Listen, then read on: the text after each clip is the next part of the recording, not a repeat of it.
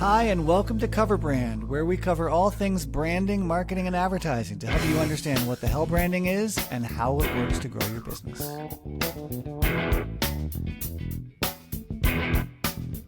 Welcome and welcome back. I'm Ethan Decker. Today I have Jamie Rich on the show. Hello, Jamie. Hello, Ethan. How you doing? I'm doing really pretty good. It's spring. Although right now it's they keep jacking up these temperatures, just like everything rising these days. That's right. That's right. Well, it's the cost of tariffs. They drive up the temperature as well. There you go. There's so much they impact, and we don't even know it. Yeah, it's a little too hot here in Colorado as well. March should be our snowiest month of the year, and it's been hot and dry, which is really not good. It's pleasant, but it's not healthy. Kind of like sugar, I guess. Pleasant, but not healthy. So let's, before we get into marketing, let's talk bands. Let's talk cover songs. What cover song did you bring today? I brought a wonderful cover song that really spoke to the conversation I want to have with you today, right? Great. So I wanted to do something that was completely original, but it was still universal and was just brimming with truth. And so I picked Callum Scott's cover of Whitney Houston's I Want to Dance with Somebody. Because everybody knows Whitney Houston, right? Well, yeah, she's pretty darn famous.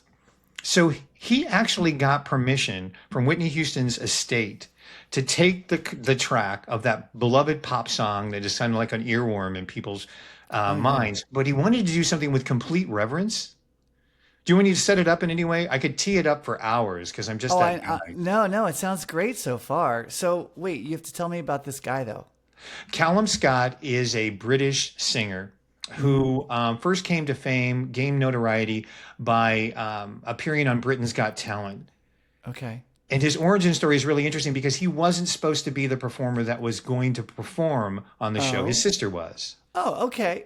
Wait, so when did he know he was actually going to take his sister's spot? He didn't take his sister's spot. She didn't do well. And so he came out to console her. And then all of a sudden he said, well, my brother's a singer. Would you like to sing? Oh, and wow. so he came out and performed a number that just knocked the socks off of everybody. A cappella, right? Oh, wow. Okay. And to me, those are the fun stories when Yeah. the unexpected happens and the brother who's just there to give their sister a hug turns out to be an amazing singer. Right. And it unleashed this pop career. And one of the things that he's done with in addition to his own original work, is this past fall, he took Whitney's track and laid it as a ballad and sang it with her. Oh, okay. So it's like a duet overdubbed. Right. But it's not a tribute song. It's taking something original and universal and blending it with a newer truth. Yeah. Wow. That's neat. I have not had one of those on the show yet. And there's a whole range of how you can cover something that qualifies as a cover. But in this case, you're saying not only did he sing the Whitney Houston song, he sang it with Whitney Houston, but with a new arrangement? With a new track. He took her original vocal track in other words, surrounded it with a different meter and a tone and turned it from a pop tune into a ballad that speaks to the universality of the ache of the song. Okay. And it's something to listen to. Okay, I will definitely check that out. I will make sure, or I will see if I can find it on Spotify, and if so, I can add it to the. Yeah, I'm sure it's on YouTube. Yeah, right? yeah, I'm sure it's on. Yeah, it's on YouTube. It exists. But I've got a playlist on Spotify for all the cover songs from Cover Brand.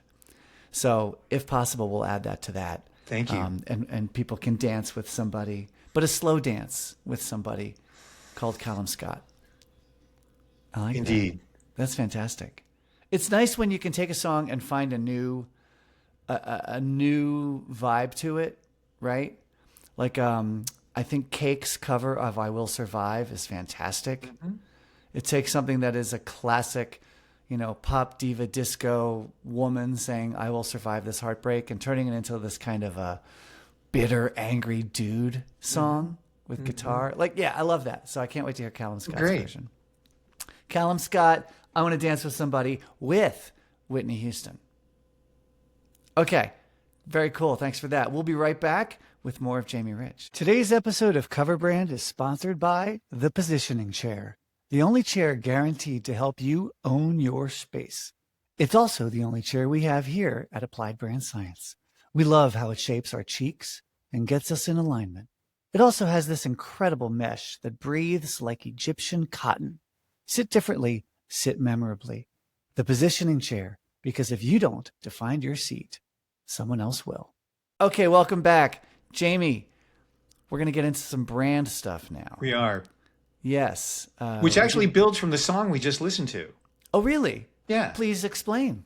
Well, I told you that I thought that this song represented original, universal truth, right? Okay.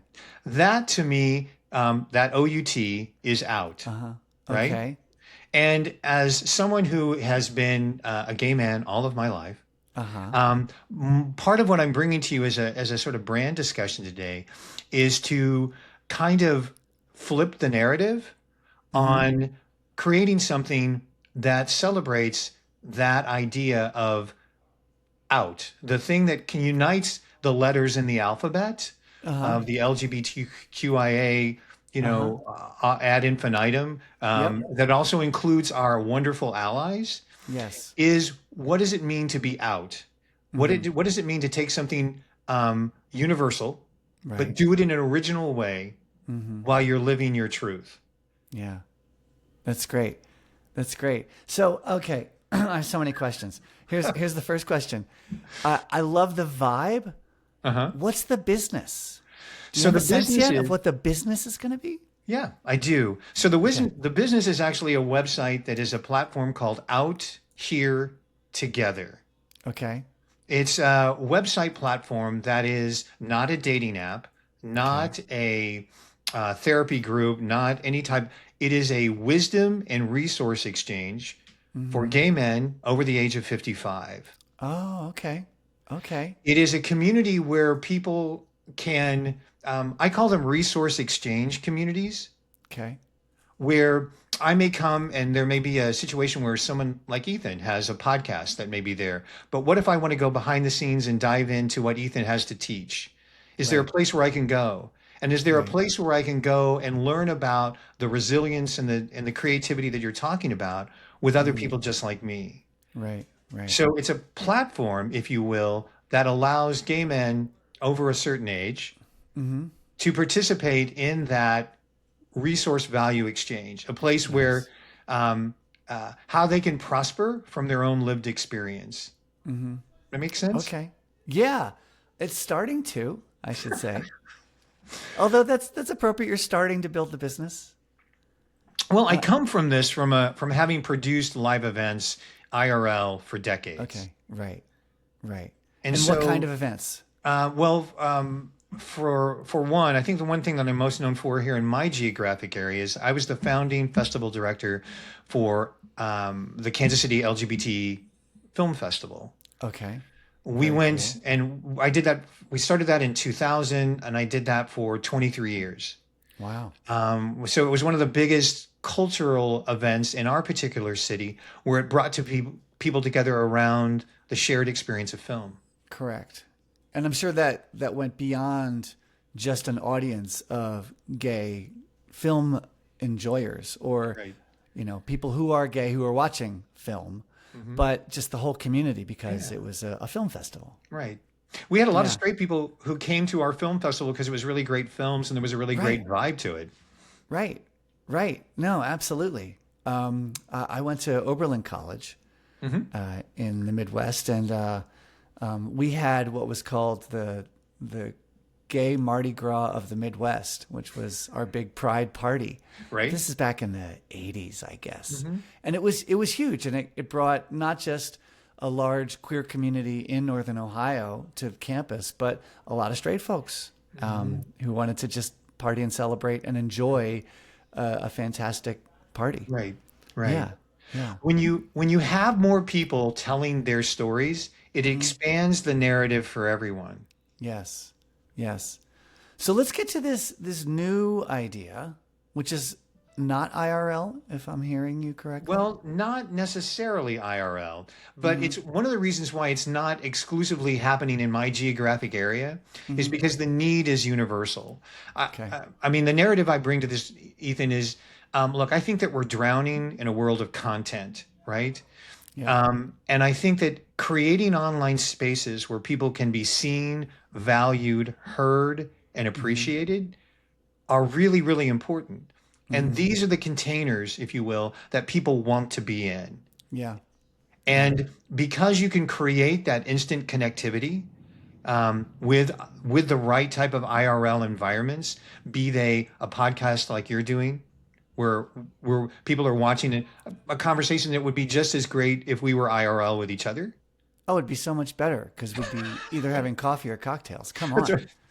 There'd be pastries involved, which is really, Pastries. there you go. Oh, that's your love language. Yeah. Okay. Now I know. Now I get it.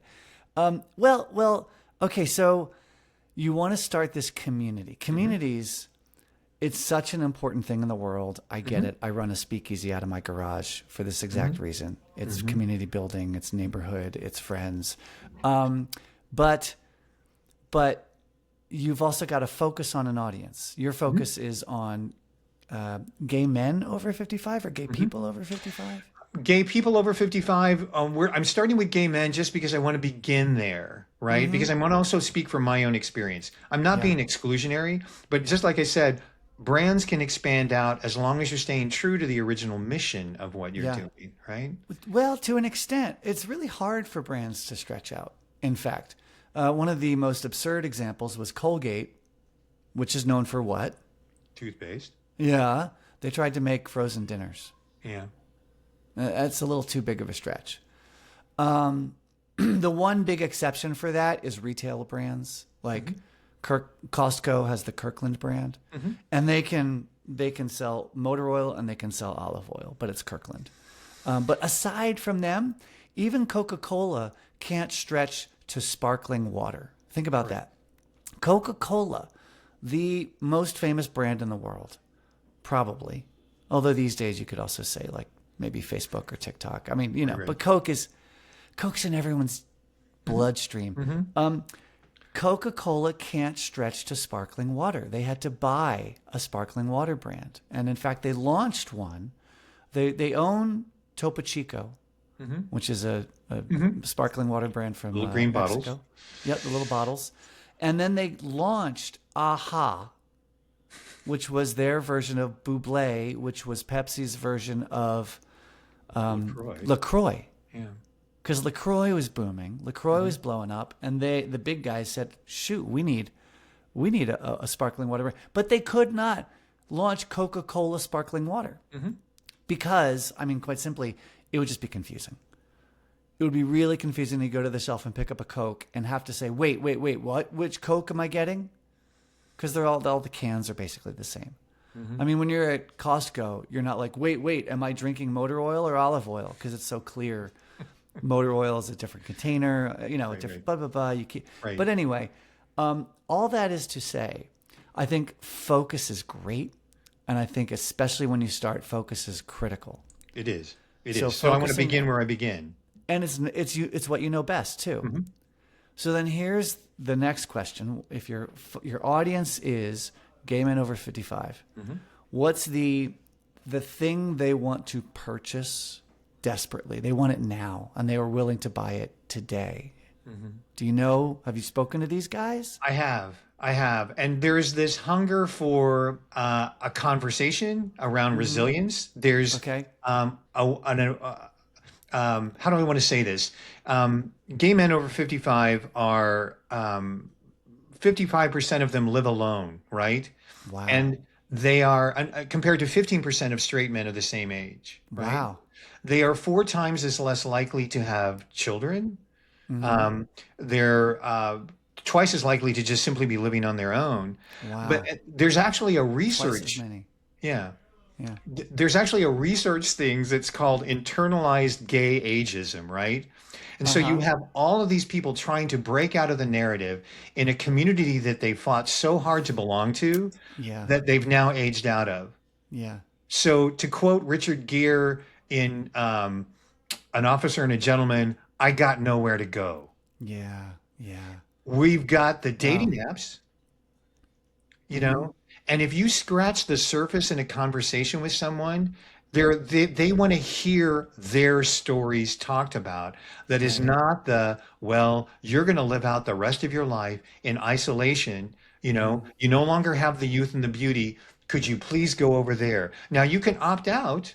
If you're wealthy, you can go to Puerto Hmm. Vallarta or Wilton Manors or wherever. But there are, Now, wait, are those IRL communities where yes, gay men over yeah, 55 yeah, yeah. congregate? Okay. It's the sort of it's like the promised land of where there's actually an IRL community that will support you. Okay. So right now there are all these people who have a hunger for it, and Uh-huh. so look, I know how to build communities. IRL, that's never been a problem for me. I've Okay. worked with churches, all sorts of other diverse groups, but this And is by the so way, unique. Go just in ahead. case someone is lost, IRL of course means in real life as Right, opposed to online.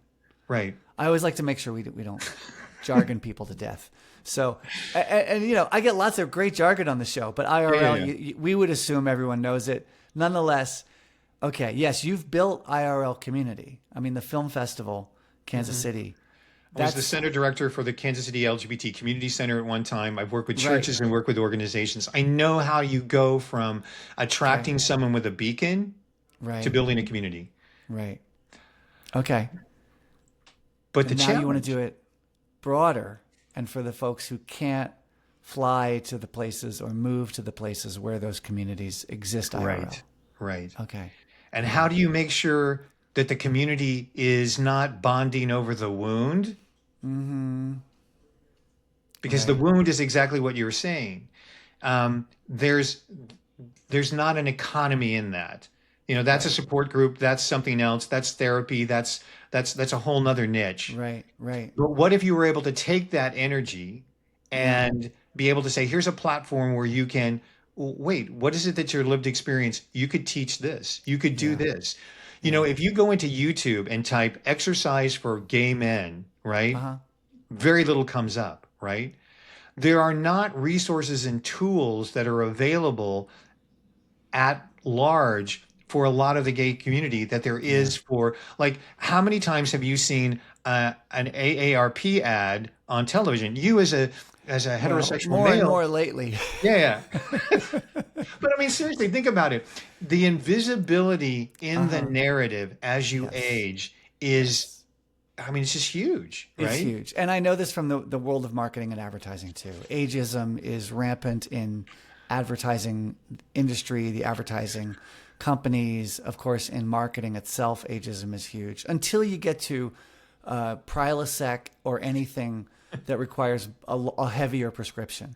And then, Correct. of course, you see lots of people 55 and over in the Right. ads, flying kites for some Hmm. reason. Or yeah, doing dancing. You never know. I mean, you could just kind of put the same images that they Yeah, put, regardless of what the thing is, because we don't want yeah. to talk about the drug. We want to talk about, The what life you something can else, have. right? Yeah. Because Well, again, okay. we don't want you to bond over the wound of this drug because we can't sell it to you then. That yes, yes, yes. Okay, that gets me to a key point slash question here, Jamie, Okay. which is um, these gay men over 55, Hmm. who are feeling isolated, who don't have the money, the cash to move to a community IRL of older gay men, who want to connect, who want to share and get. Hmm.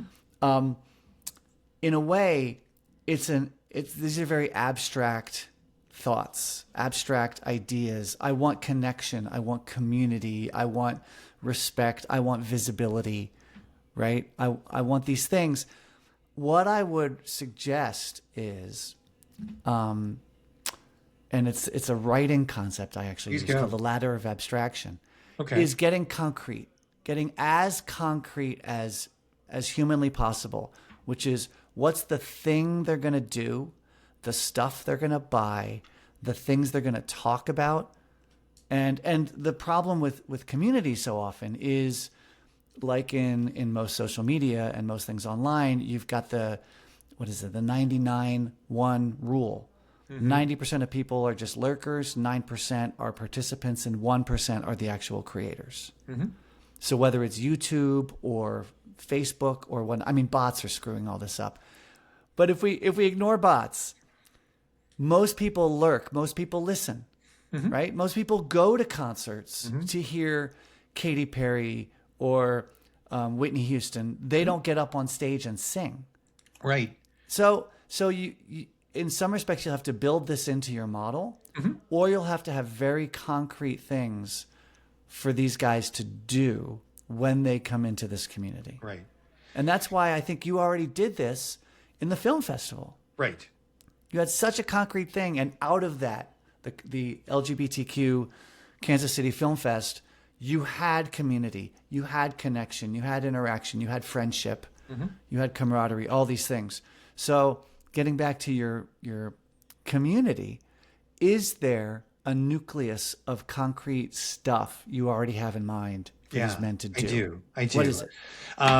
Real quickly, I just want to cover this, just going to get it on the record, right? Sure. To build a successful community, you have to take people through visitor, audience, participant, collaborator, stakeholder, and steward. All successful communities take people through that. So the experience at a church is just as valuable if you just come to the 11 o'clock service as if you are one of these people who is a deacon in the community. Does that make sense? But So- and in a way, it's also not. Let me clarify. It's not that you expect everyone to become a deacon. It's that you have a space for all. Was it 6 types you had? Visitor, Yeah, 6. collaborator, Right. et cetera, et cetera. Visitor, audience, Audience. participant, collaborator, Yep. stakeholder, steward. So those 6, you have space for all 6. That's right. Right. Okay. they- And then you had something concrete. So what's the concrete nucleus of your online community? So to me, it begins with a beacon, and it does actually begin with a podcast. It does actually begin with having conversations with gay men who are having this situation, whose lives are the example of living in resilience, right? Nice. That they're challenging the narrative. Like a really good friend of mine is a competitive bodybuilder who, at the age of 55, had bone cancer and lost his leg below his knee. Wow. Now, his story is, did you know that there's a field for torso models? No. No, but if they're hand models, there must be torso models. But he met that moment, Yeah. stands on the stage proudly with his prosthetic, right? Wow. You're flipping the narrative. And what I'm looking for right now is to develop 5 pilot episodes, right? That can go out, that can be the beacon.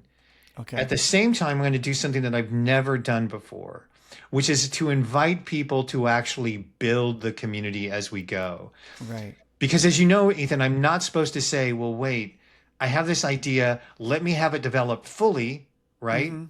Because if you show somebody, well, we're still trying to work this out, we're still trying to develop this, that's a bad thing, right? Yeah, but I think in the past 10 to 20, at least 20 years now, the smart business development understands that you have to shift, you have to change, you have to learn. The classic term in venture capital and startup worlds is pivot. You know, you pivot. You thought you were going to build a community of wisdom, and it turns out you built a book club. You thought you were going to build, a web hosting service, and it turns out it's an email company. Correct. Or who knows what. But yeah, so you can learn as you go, and you can experiment, and therefore you can also Correct. shift. And I was so delighted to hear you use the P word, because anything has to have a pivot, right? And so what I'm envisioning is that this is about that third act pivot, right? So the person who became an author in their 60s. Yeah. And what you do is you recognize that the beacon is out there in terms of the attractiveness of the title, people who are living their third act with the pivot, people who are, if you will, flipping the narrative of what's happening. But then you create within the community an ecosystem of courses, connections. So like, in other words, if somebody comes and learns from this particular, this friend of mine does online training with people, right? So is there a residual income? Do we create workshops IRL within our community, or, workshops online, that then that person also then, as he grows his business for his online contacts, has a residual that kicks back to us. Yeah. Right. The legs, the tentacles seem to go on and on. And I'd say what we do is we look at something like Facebook, and we already see it as a fully grown not even an octopus. What's the big monsters of the ocean? The Kraken, right? It's already a Kraken, and it has Facebook Marketplace and Facebook Messenger, and it owns Instagram. It's integrated with that, and it's got Facebook events and et cetera, et cetera.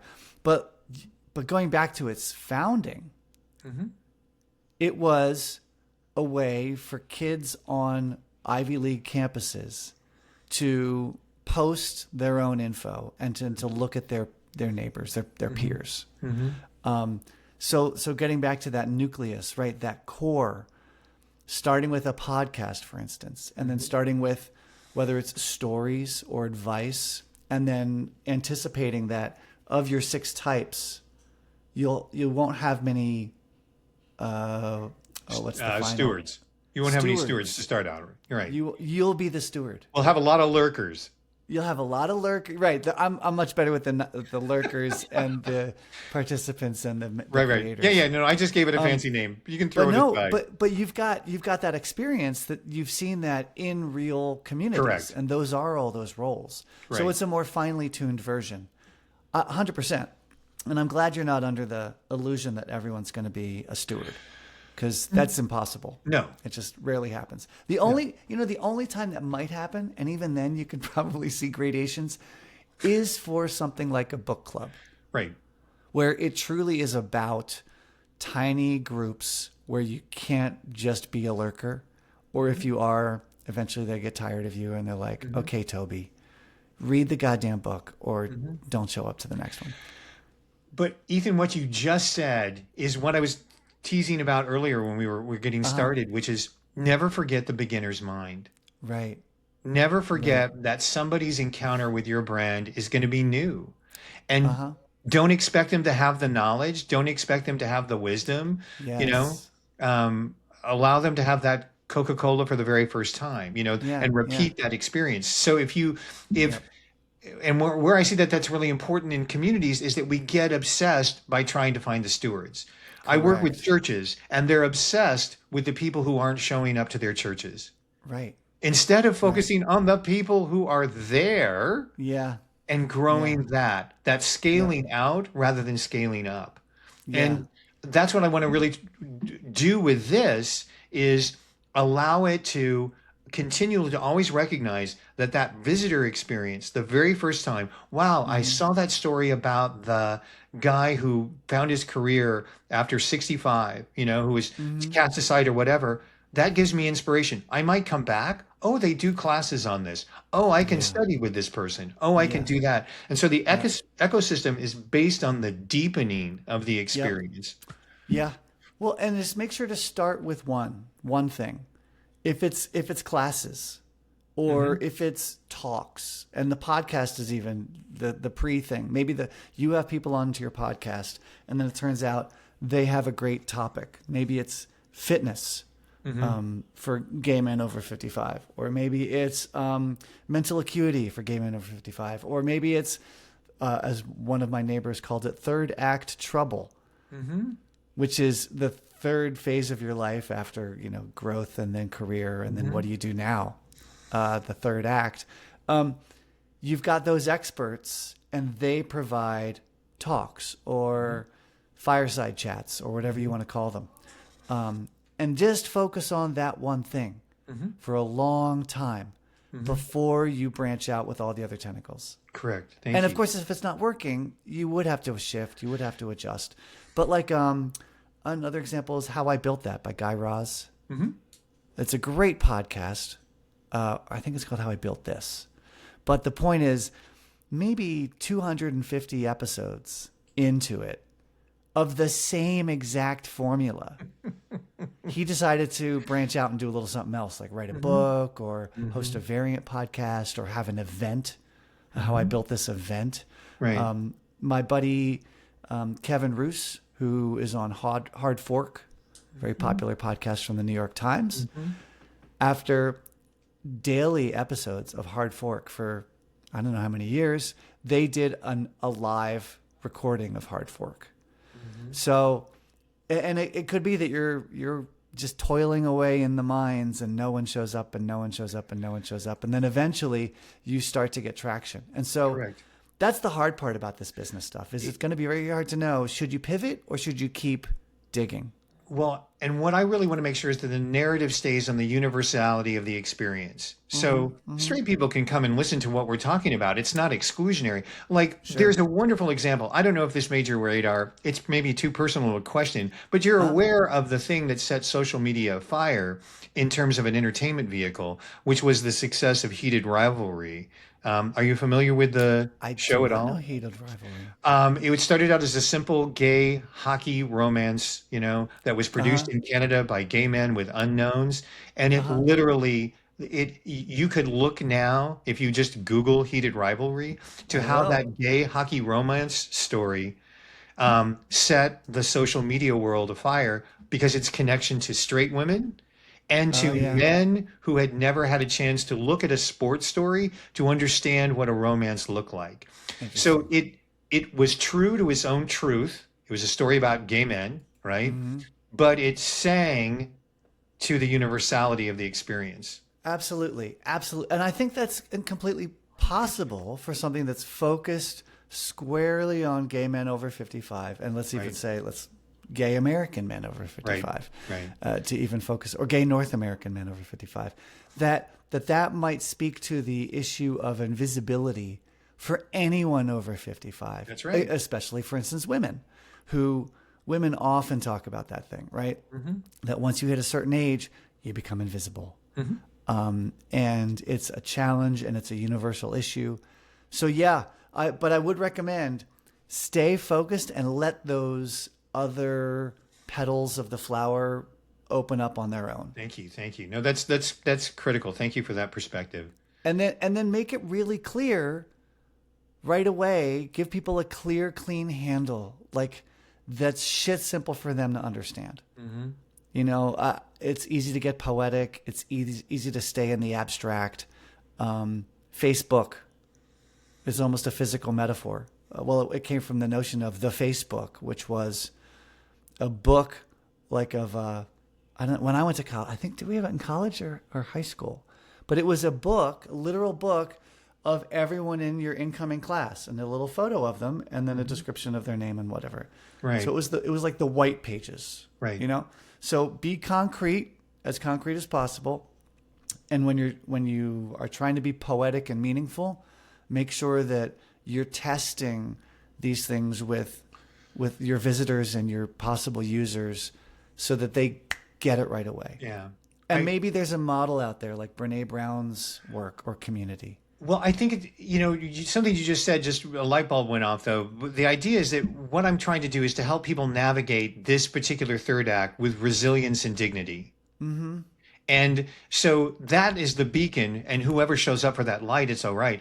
Yeah. I'm gonna. Can I go? Can I have 30 seconds to kind of go off on a? Of course, of course. I was hired to be a communications consultant for an Alzheimer's disease research center in the Okay. area where I live. And the parallels between Alzheimer's and AIDS are huge. Mm. This is a disease that, Wow. I went through, scores of my friends dying in the 30s, to a Mm-hmm. disease that had no cure, to a person that you couldn't hold up and say, well, this person survived Alzheimer's. Right. The people who have to carry on are the caretakers. Mm-hmm. The idea is, when I was reaching them is, the storytellers of who survives Alzheimer's and how to handle it are the people who have to walk that walk with those people, right? Right. And until there is a cure, we're working for a cure in that particular area. I remember what that's like. I remember, Wow. so, the things that we did, forming communities, Mm-hmm. recognizing the resilience, making sure the caretakers were taken care of, also Mm-hmm. recognizing that when someone when someone has Alzheimer's, they're often shoved away into a closet because no one wants to talk about it. Right. Right. Wow. And so, Yeah. So the parallels between those, the connection, you might be focusing on Alzheimer's, but it also connects to and communicates with those who lived through the AIDS crisis. correct. There is no shame in your illness. There is all of that, Yeah. right? Yeah. Well, and again, going back to your business, that notion of things that are true for gay men over North American gay men over 55 Right.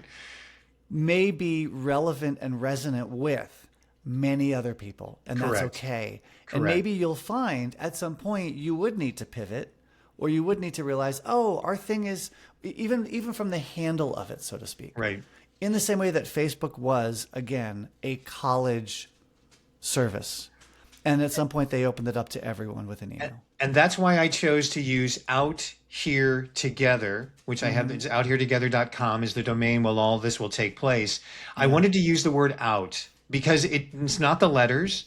It's not gay, it's not lesbian, it's not trans, it's not bi, it's out. Because what unites us is not a common sexual experience. It's a common cultural experience to be the best original version of ourselves in a society that wants to define us in static roles. I look forward to seeing where you take it. I can't wait. Thank you for your support. I can't wait to hear the podcast and the first service. And as I mentioned, I'm sure you're going to pressure test the service and the product and see who's willing to pay, who's excited to pay for a subscription or for a course or whatever that thing is. And then that'll get you off the ground. Well, if I get stuck, can I come back? 100%. Thank In you. fact, I expect you to come back so we All can right. Thank you. follow up on this and find out how the business goes. Jamie, it's been so great to talk. Ethan, thank you so very much. Have a lovely day. If you've ever listened to the show and thought, man, my team could use this stuff, then call me. Training teams on brand science is literally what I do. Learn more at appliedbrandscience.com. And remember, people don't share your content because they love your brand. They share your content because they love their friends. See you next time.